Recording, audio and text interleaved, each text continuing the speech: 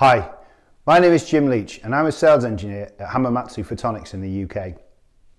Today I'll be talking about how, by using optical sensors, you can monitor temperatures in real time in your laser processing applications.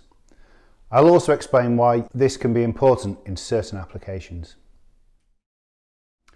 Firstly, I will show the sorts of systems this temperature monitoring is used in. Then I will explain the technology types that can be used. Finally, I will show some practical applications of the technology. So what types of lasers is it that benefit from temperature monitoring? Well, all lasers could, for some applications potentially. However, in this instance, we'll be discussing CW lasers, typically for plastics welding applications, where temperature control is critical, as I will explain later. Here you can see the lasers offered by Hamamatsu. These are CW, 808 or 940 nanometer output with fiber coupling and powers ranging from 10 watts to 360 watts. The question is, how do you go about temperature monitoring in a laser system? In answer, there are many ways, and depending on application, some are more effective than others.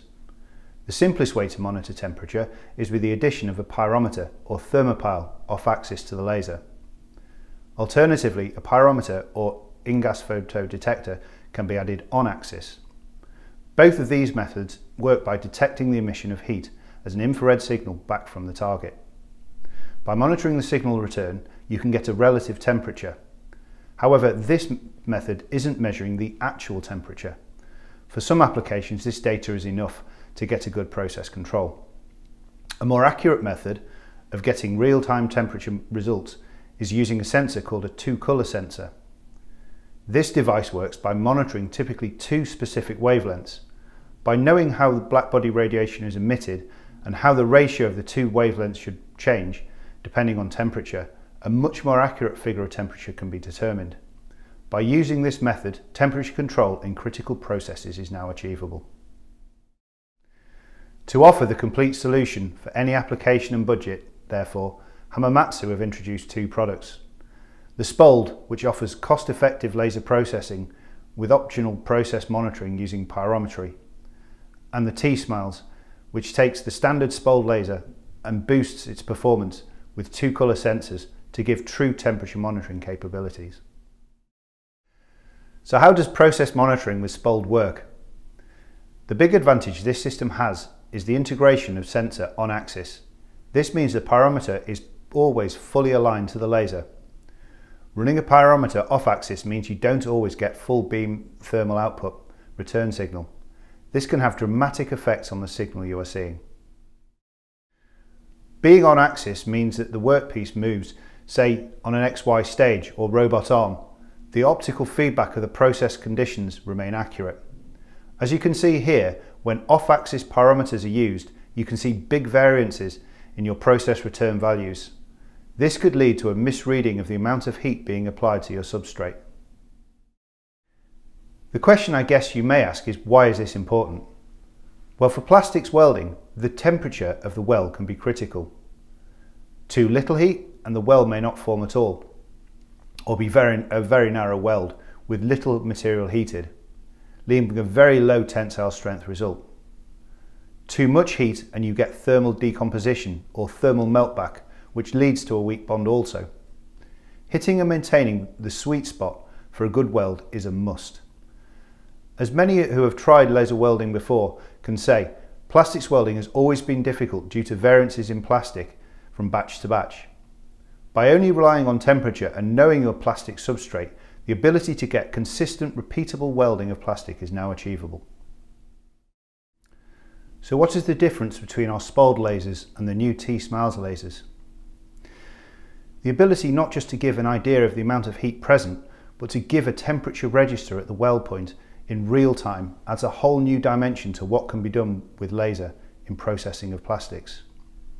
In reality, the function of laser power in plastic has always been a bit of an issue, as plastics can vary from part to part and batch to batch.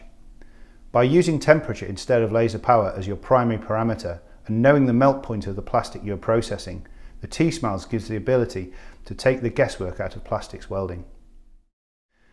The T-SMILES is a complete laser system including both temperature monitoring module and also full communications module for easy integration into whatever system solution is best suited to your application, including Industry 4.0 where feedback from laser to quality system may be needed.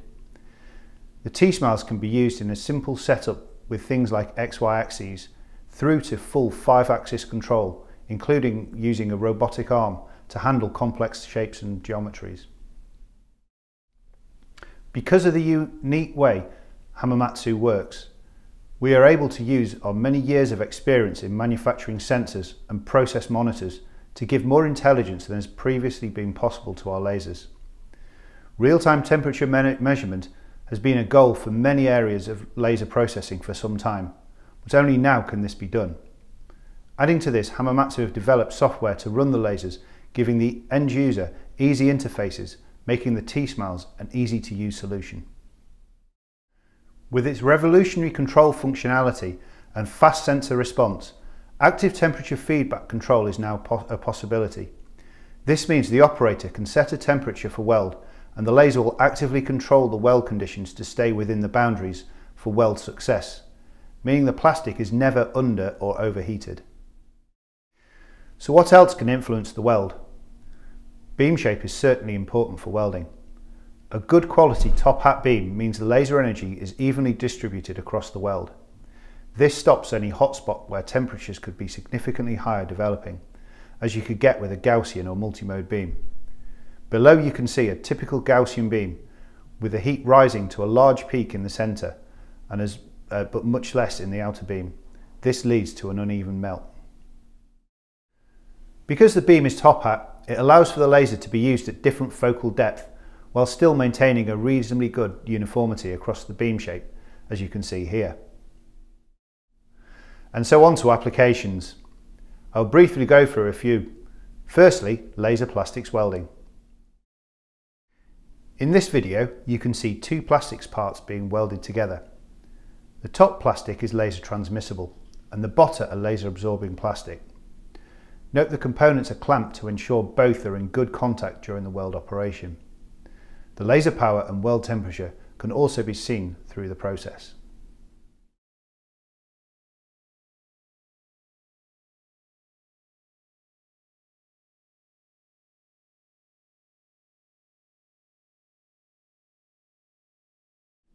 So what do you see if contact is not kept or there is an air gap?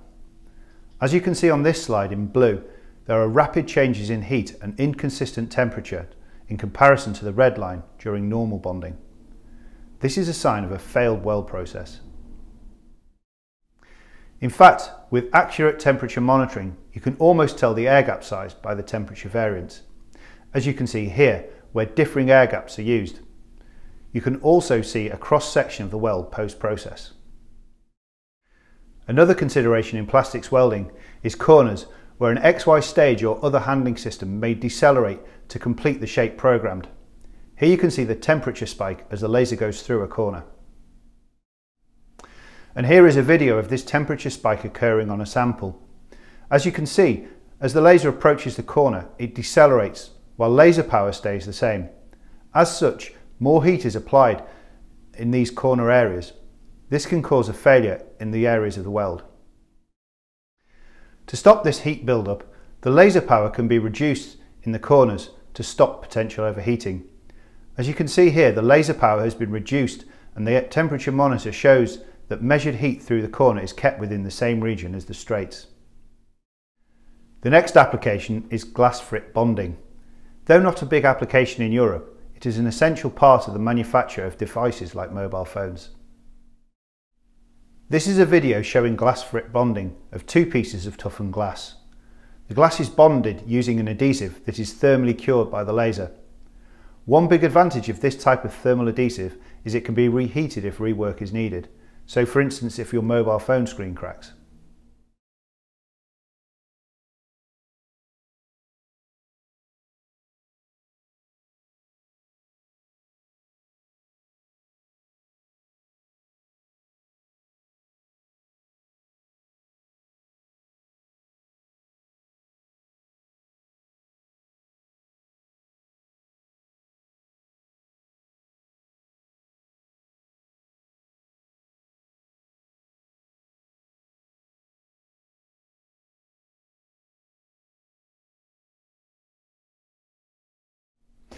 Next, we look at laser soldering. Here you can see a small component being soldered. Not only is it soldered, the laser heating process also has the effect of aligning the component to the terminal positions.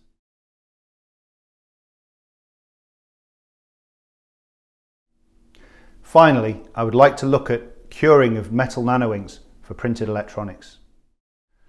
So what is laser sintering of nanoinks? This is a method of drying and curing a nanoink impregnated with metals as a means of forming an electrical circuit. By using a laser curing method, a significant reduction in resistance in this circuit can be achieved. Where are these flexible printed electronics used? Currently, it's mainly used in RFID, flexible printed circuits and antennas. However, the technology is continually evolving and more uses are being found all the time. So why is laser so useful against traditional curing methods? Well, it's cheaper, it's more efficient and it's quicker. Here you can see a metal nanoink sintering process in action.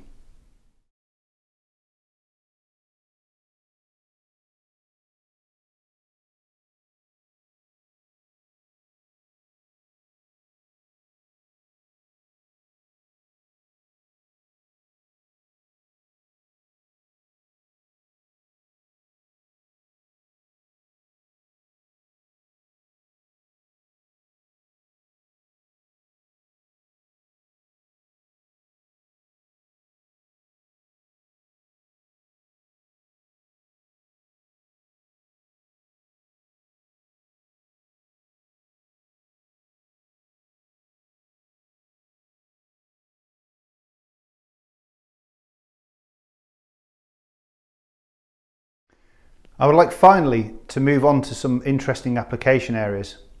Firstly, automotive, where there are many applications in plastics welding. Items such as light clusters, key fobs and plastic housings for fluids and electronics can be welded.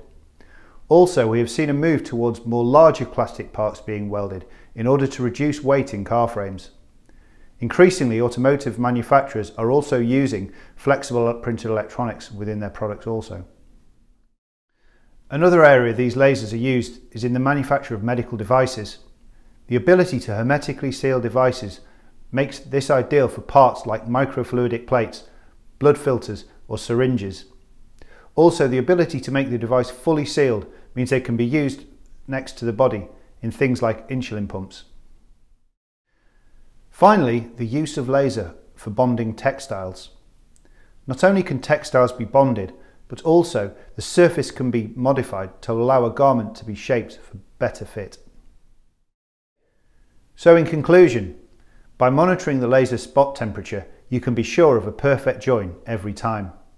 Accurate temperature monitoring allows you to get the best welding strength for your component. Being on axis, temperature monitoring system means the temperature output signal is always accurate. And by controlling your temperature, you can better control your process. Thank you for your attention. If you have an application you think may benefit from Hamamatsu lasers, please contact us at the email below.